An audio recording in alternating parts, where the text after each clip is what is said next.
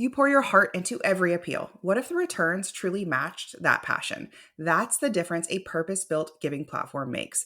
Bloomerang customers aren't just fundraising, they're seeing 27% larger one-time gifts than industry average.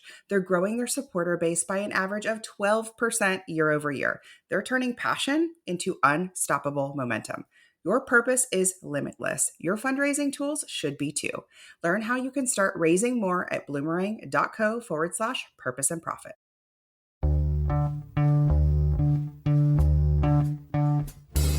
Welcome to the Purpose and Profit Club podcast for nonprofit leaders, mission-driven creatives, and social entrepreneurs. Get ready to stop dreaming and start doing. Here, ideas become action. We prioritize purpose and profit. You ready? Let's go. I'm so excited for this topic. It's something I've really wanted to explore on the podcast. It's a necessary step that I think a lot of nonprofit leaders and staffers and dreamers are missing in their overall recipe for hitting their goals, for feeling successful, for being the best version of themselves, and really living in and leading into their purpose, which sounds like a big thing, right? But many organizations lately, I have been on decision calls with y'all. I have been on webinars with y'all. We just closed up an amazing launch for the Purpose and Profit Club coaching program. So that gave me the opportunity to meet so many of you through webinars, through decision calls, through Q&A sessions. We also had several organizations who are phenomenal, solo-led small teams join the sprint method. So I just feel like I've been in conversation with so many of you. And I'm noticing in your recipe, something is missing. So I want you to think about baking a cake, right? And you're missing like a key element. I'm thinking baking powder, key element, right? That's what makes it rise. So this key element may not be the key element you want to talk about. This key element may not be the key element that you're like, oh, I'm not excited about growing in this way. And yet that is keeping you stuck. Okay. So we're going to talk about grit today. Inner grit. Today is all about this inner mental muscle. So grit isn't something that you're born with. It's actually something that's built.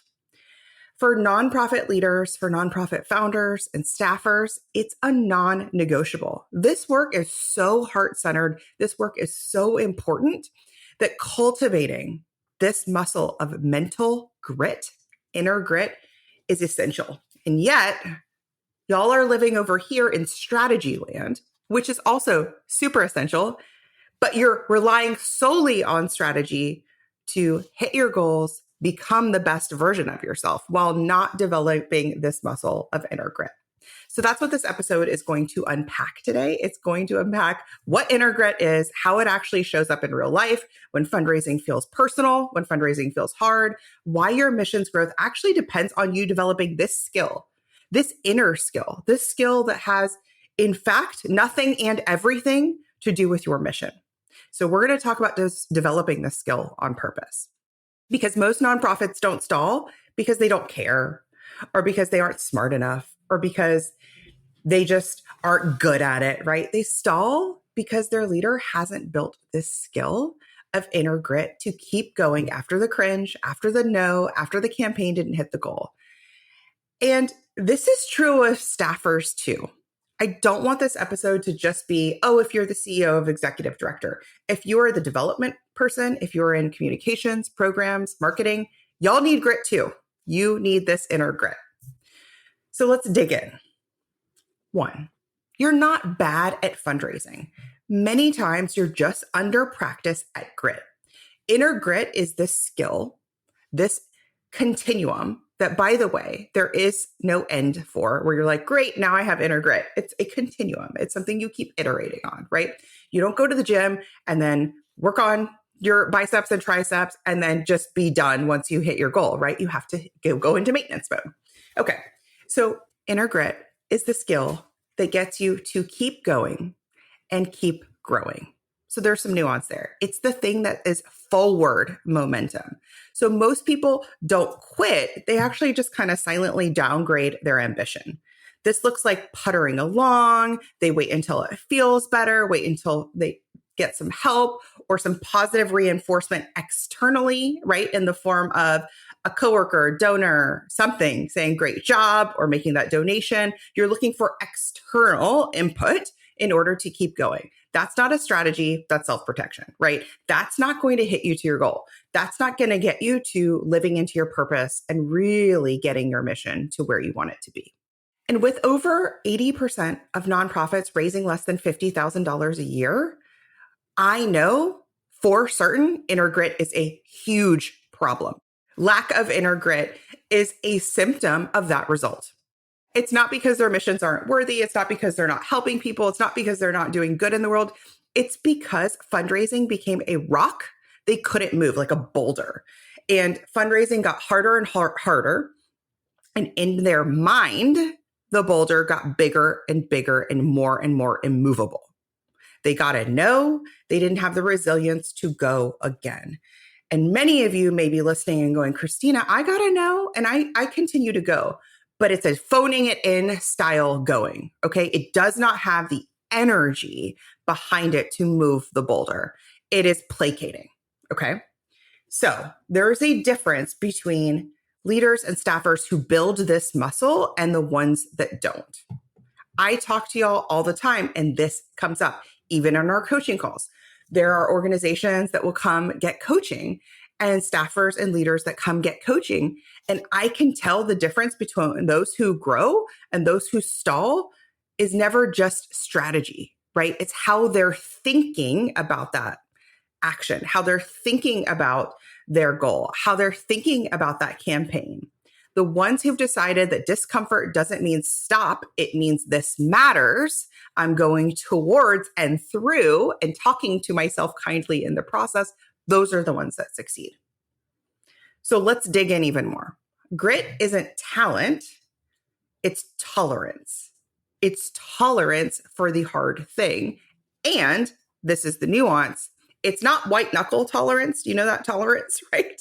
That's like, I can get through this. It's like hard and tight and grind energy.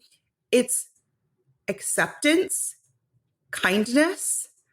It's mentally strong with your eye on the prize. It's kind self-talk. We're going to get into that in a little bit. So let's dig into some research. So I'm a fan of Angela Duckworth's book on grit, and we'll link to this in the show notes. And she shares that grit is passion plus sustained persistence over time. I think that's really important to think about because this mental growth, this growth mindset, this inner grit is the long game, not the short game. It's not just the little dopamine hit I know we all get when you get that $1,000 donation. And we should celebrate that. But it's the long game, the long commitment to you, to this work, that is what develops a powerful inner grit, right? An inner toughness. So grit outperforms, and this is wild, talent, IQ, resources, because it means you stay in the room and not stay in the room like a wallflower, stay in the room with energy, with momentum, with perseverance. So Angela goes on to explain her formula for grit. And she says, talent times effort equals skill. Okay. So talent times effort equals skill. Skill times effort equals achievement. She says effort counts twice as much. The effort you put into it is twice as much.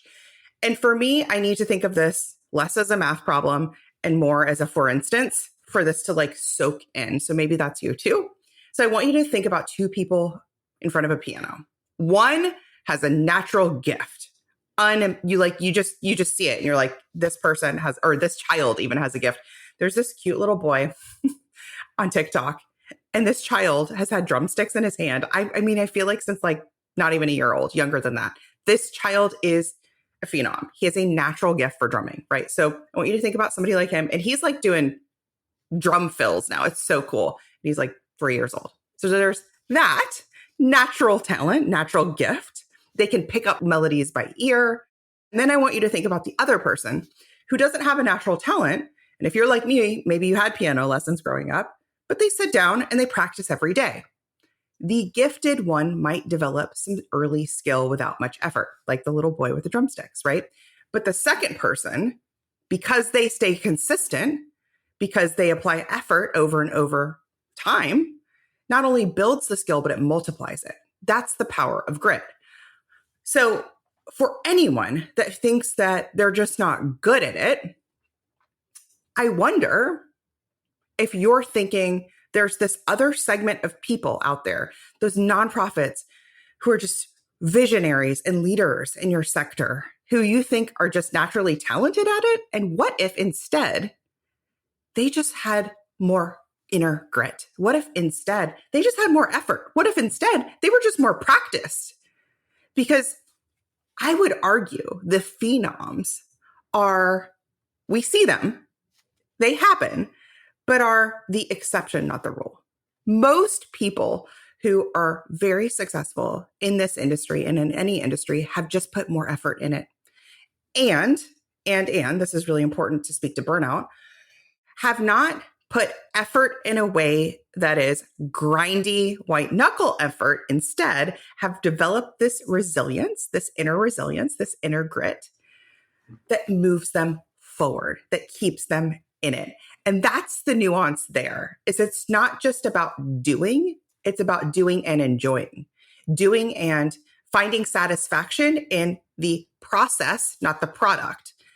Way, way back when I started this podcast, that was part of our intro, still is, which is it's about enjoying the journey, not just the destination. It's not the $5 million nonprofit that you will be one day. It's the nonprofit you are now that is still in forward motion, that is still in forward momentum, even when you don't hit your goals, even when you hear the no.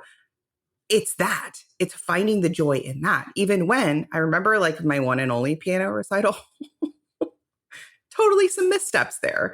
But I remember not feeling like, well, I'm a bad person for like getting the keys wrong, right? It's okay.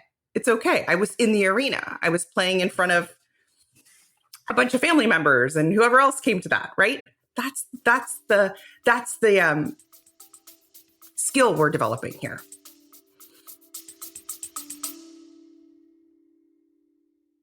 If you're running a small or emerging nonprofit juggling programs, donors, daily fires, this is for you. On Wednesday, August 20th, join me live for the Sprint Method, how to raise $10K or more every time you fundraise. Even if you're a solo exec with no staff, a small donor list, this is about creating campaigns that rally people and actually hit their goal. So you're not doing it alone and you become the kind of fundraiser that people can't wait to support. Go to splendidcourses.com/sprint class and grab your spot now. You don't need another low dollar fundraiser or bake sale. You need this. See you there.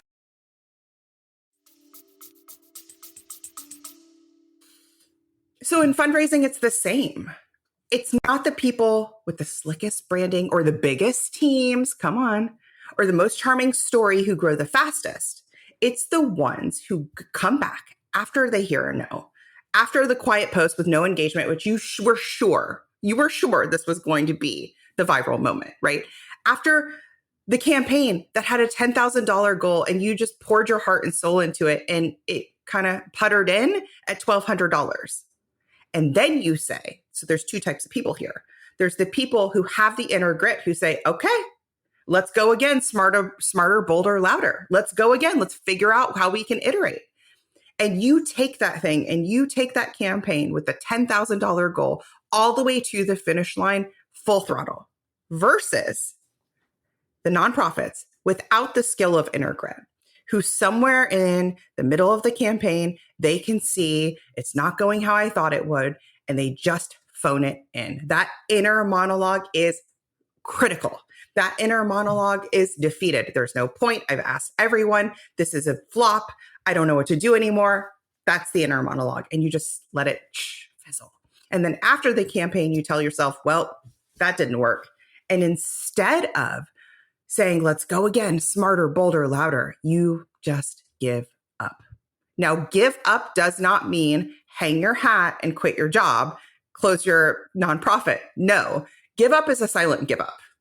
Give up is doing actions that are not expansive and are not pushing you into the best version of yourself. Doing actions that are pretty comfy and cozy, doing actions that don't require you to put yourself into a situation where you might hear some more no's, hear some more rejections, do something new, right? That's the type of giving up that I mean. So it's like silent giving up. Let's dig into that inner dialogue. So the inner dialogue of somebody without this mental grit, when that 10K campaign raises $1,200 or the donor looks you in the eye and says, no, can't do it. Or the board member tells you your work is cute, not scalable. The board member says, I'll help, but never does, right? Any sort of curveball. Those external facts may be the same, but the inner dialogue is completely different depending on your level of grit. The self-talk of somebody without grit sounds like, this is embarrassing. I shouldn't have tried that. I'm not cut out for this. No one wants to give to us. Oof, that one hurts. I don't want to bother people again. This was a mistake. That was a sign I need to pull back. See, this confirms that I'm not good at this. I'm not cut out for this. That is a shame spiral. You with me? They let one event, one circumstance, one no, or even a series of no's define their capacity as a nonprofit leader, as a nonprofit fundraiser, right? And then they retreat and go silent and tell themselves, I'm being strategic by waiting. Listen, Christina, I'm giving there some breathing room, right? Right? Versus, let's contrast this with the self-talk of somebody with inner grit, with strong inner grit. Well, that didn't land, but I learned something. And then they ask themselves, what did I learn?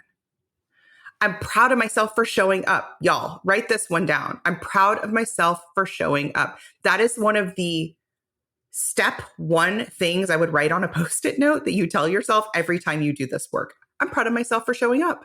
Hell yeah. Let me try this new angle. I'm building my skill set. This is part of it. I've survived worse. A no is just a stepping stone to a yes. Next time, I'll get closer to the result I want. They move forward, they iterate, they get louder, more specific, and more curious.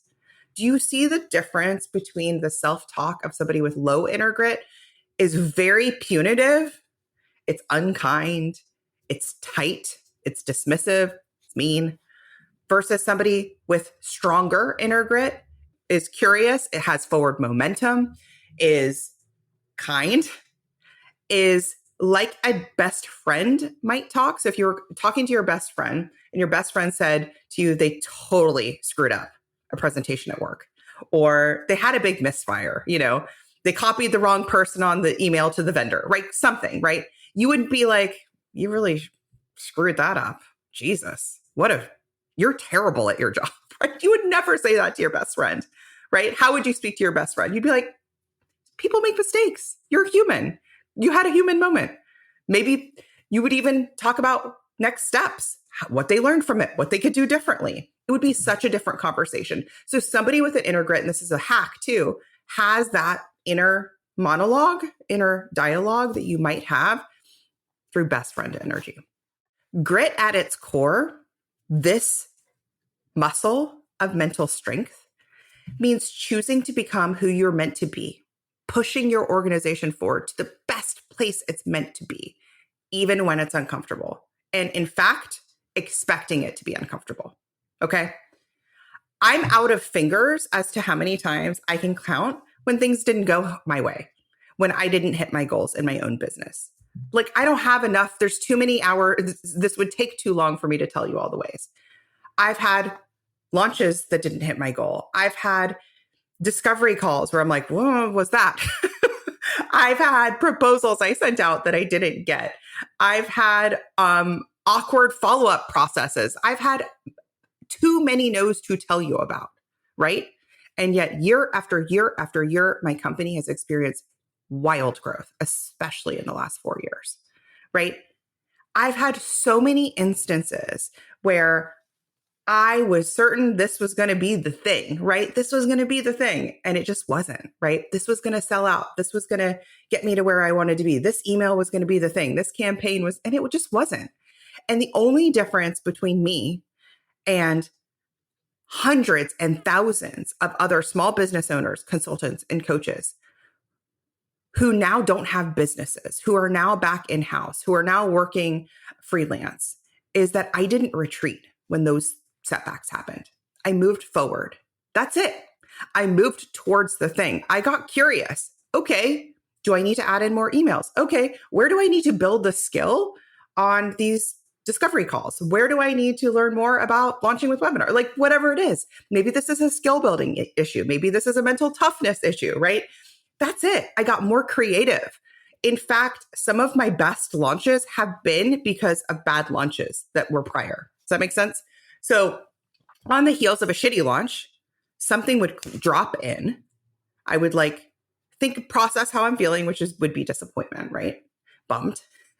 And then something would drop in where I'm like, oh, I have this idea. I'm going to try this workshop. Let me do this. And that would be the springboard to an amazing launch. That's all it was. And it's sort of like, say you have that $10,000 campaign, you bring in $1,200. Now, the difference between me and you in that is you retreat, you tell yourself, I've got to give everybody a break. We already were on a campaign. I iterate. I'm like, ooh, what's like a side door we could go through? Ooh, what's an idea here? I end up making 20K instead of that 10K. That's how we do. And when I think about my executive directors, I think about my fundraisers and my marketers who are rock stars in my programs. They have that skill too. They're not like, well, that was that. I guess I'll wait 3 months from now until our next campaign. They're like, hell no. Hell no. Where else? What else could we do? Where can I get curious? Where can I get on the phone with somebody? It's moving towards, not away. So getting more creative, more you, not believing that failure was the end, not silently quitting. Like those are really important pieces of this. And this isn't about toughing it out. It's about staying grounded in your purpose, deciding to go through that moment and not bail on yourself in the name of perfection or comfort. I'm here. I've sat on so many calls with whether it's other consultants and coaches who are building their business or tech companies who are learning about what I do. And many times they'll ask me, how long I've been doing this. And my whole life, my entire career is as an entrepreneur. This is it. I'm 100% in, right? I love this work. And so when I have a goal that I don't hit, giving up is never an option. It's, guess there's a different way I need to take, a different route to get there. Or maybe there has moved, right? Maybe I want to rethink it. It's signing up for the fact that this is uncomfortable work. And yet I'm all in because this is the work I was meant to do. I think if you're listening to this podcast, you're agreeing. You're like, yeah, this is the work I meant to do, Christina. And so that discomfort is totally part of it. And when I realized that about a decade ago, it got easier because I stopped waiting for it to feel comfortable. And I just realized, oh, this is just part of the deal. I'm going to get nervous. I'm going to flub. I'm going to get tongue-tied. I'm going to have typos on slides. I'm going to have challenges hiring. I'm going all of it. Don't wait to be great at it. Great is just something that happens while you're doing it, right? That's it. So this is exactly why we coach. This is exactly why I've added and created mindset coaching into my programs. Meaning, way back when I was doing more consulting, it was mainly based in strategy, right? And what I realized was I can give you all the strategy all day long, but what was keeping you from implementing the strategy and then doing the strategy again and iterating and getting better again and again and again was the coach factor. And if we go back to the piano example, having a piano teacher that's just like, here, practice your stuff, get better, go, is a totally different experience than somebody who's literally guiding you, supporting you, and coaching you through it, who's like, hey, try this, do this that way. Hey, noticed on your recital, you got a little chopped up here. Let's iterate. Let's practice on it. What if we do it this way, right? That's the power of a coach. And the last thing that I think is so important in coaching is when you don't yet have your full belief in yourself to do something, a coach can hold that belief for you. I believe in you first. If you join my programs, Not everybody is well suited to join my programs. And if you join my programs, I believe in you. I believe in you. So you don't have to have like 100% belief because I will hold that belief for you. That's why we coach. So if you don't have necessarily a question like, how much of a donor match should I secure? Or what should the name of my next fundraiser be? Or how do I get more people to engage with it or donors to come in? And instead you're just like, Christina, I'm locked up on this one thing I need to do. And I needed to have done it for the last 60 days. That's a mindset issue. That's a grit issue. Or I'm feeling really heavy and hard right now in our sector. That's a grit issue. Let's coach on it. That's the work that we do in our programs because we give you the strategy, we give you the templates, we give you the systems and tools, but we also give you the mindset. That inner work is essential. That's why I do both. That's why there's no other program that does both. That's why I love what we do. So we do this in the club. This is for established nonprofits who are doubling their next campaign. It's perfect for small teams who are growing to 1 million and plus.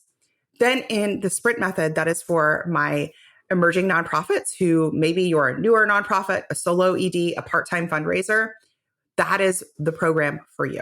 So if you have questions about either, the best place to go is splendidatl.com/start, where you can kind of choose your own ending and get a little bit more information about what we do. Let's wrap up with what grit is and isn't today. Grit doesn't mean you love failure. I don't love failure either, right? It means you stop making failure mean something about you. You stop making failure mean something shitty about you. You with me? Puttering is just quitting in disguise. Okay, so watch out for where you're puttering along, doing a lot of email checking, a lot of admin stuff. You're not bad at it. You're just under-rehearsed. Okay, you're not bad at fundraising. You're not bad at building your nonprofit. You're not bad at marketing. You're just under-rehearsed. And the only way to get better at it is through practice. That is it. You cannot read another book on how to do this. You've got to get in the arena and you've got to start doing it. Inner grit means your mission matters more than your momentary discomfort. Okay? Think about that. Is it worth it to me to make that call, feel a little sweaty, feel a little squirmy for a couple of minutes in the name of living my purpose, in the name of becoming an excellent leader, an excellent fundraiser, in the name of becoming somebody who impacts more people, right? This work takes mental reps, so don't confuse fatigue and failure. Okay, it's really important to think about, even when you fail, I'm getting my reps in, That's the self-talk you want to cultivate. So be someone who shows up even when it's hard, especially when it's hard. That's the inner grit you're going to start working on cultivating. I'm excited for next week because next week will help be the peanut butter and jelly to this sandwich. I'll see you in the next one. Bye. Hey, high achiever. I know your sights are set on ambitious, world-changing goals. In the Purpose and Profit Club group coaching program, you can get the support, motivation, and strategy to accelerate your impact. I like to say it's where the inner work meets big impact and big funding. Go to splendidcourses.com/waitlist and you will be first to be notified when we open up doors, and you'll get special bonuses when you join our waitlist. See you inside.